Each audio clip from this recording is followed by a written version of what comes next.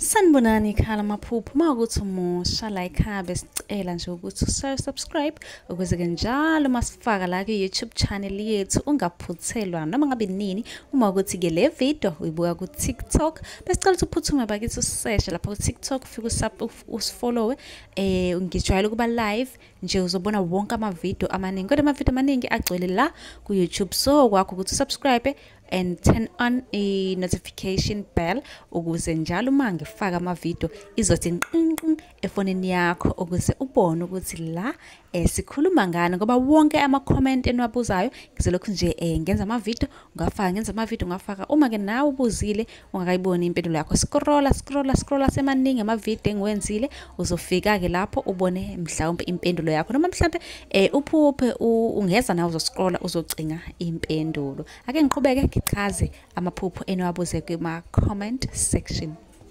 Obuzile wabuza ke ngensangu ukuthi insangu moyiphupha noma uyibona noma uyibhema uma nje isephushini lokho kubika ukuthini. Ngaphambi kokuba ngiqhubeke ngicela ukuthi ke usubscribe usilandele yonke indawo.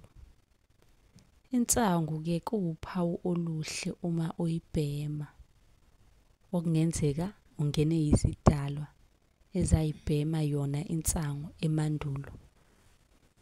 Kungenzeka kube kuhle kube ukuthi ke kumele ke uyithenge uyisebenzise nempepho uma uphahla ngoba ke khona isidalwa ekhaya esasibhema uma ke bekunika yona okusho ukuthi ke khona isidalwa udinga ukuthi ke usithengele bese uyibeka emsamo leyo nsangu yize ke abanye bagcina ke sebeyibhema okwangempela.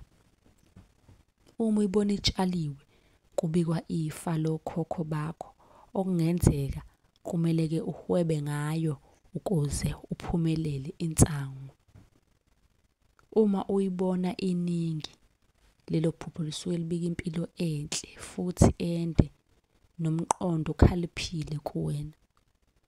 Uma ke ishunqa insangu ishunqa nje impela ishunqa intuthu kahlahle isuke ishunqa uyabo kubike izinkulumo ozozidala nje wena kungenzeka khona ozokwenza okuzodala izinkulumo yabo.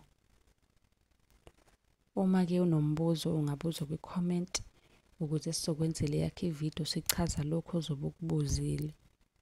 Uyakwazi ke ukus inboxa ucela inamba ka WhatsApp.